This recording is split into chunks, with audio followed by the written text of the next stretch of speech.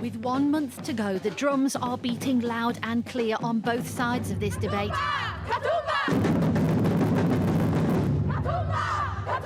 But there is one group these campaigners really should be hitting. Women. In Liverpool, the Katoomba drummers are joining me for a very British afternoon tea.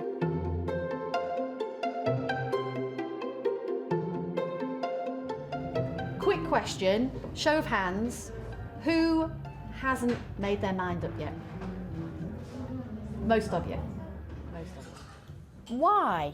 I mean, there's a lot of information out there. Yeah, there's a lot of information. I think there's a bit of scaremongering as well.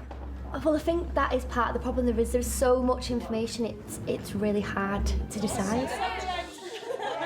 The thing about women is, polls suggest they're more likely to be undecided than men. That's because academics believe they're more likely to honestly admit they don't have all the information needed to make an informed decision yet. No, and I think there's probably millions of people that feel exactly the same as me, and I think the risk is we just won't turn up on the day. But if they do turn up on the day, it is women who could swing it, with 1 million more women than men in the UK. Just what will appeal to these female floating voters? And how will they cut through the information overload to decide if Britain should go it alone or remain loyal to its European neighbours?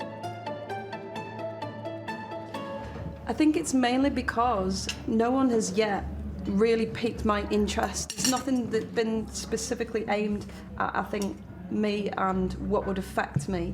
And there's way too much mudslinging. I want to hear facts.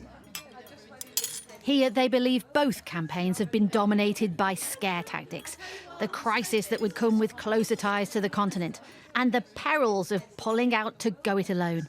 The only thing they haven't threatened us with is fire, famine and pestilence.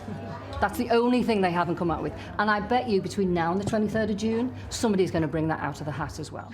Does anybody feel that there is a lack of women involved in this, and does that matter to you? There's middle-aged, white, male figures controlling and dominating the discourse, and then their point of view is valid, but it's just one point of view, and there isn't a true representation of the population in Britain at this moment.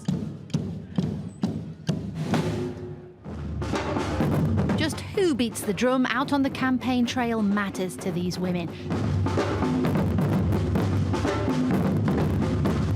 It has been a male-dominated campaign, but it is women, the largest group of floating voters, who still need to be convinced.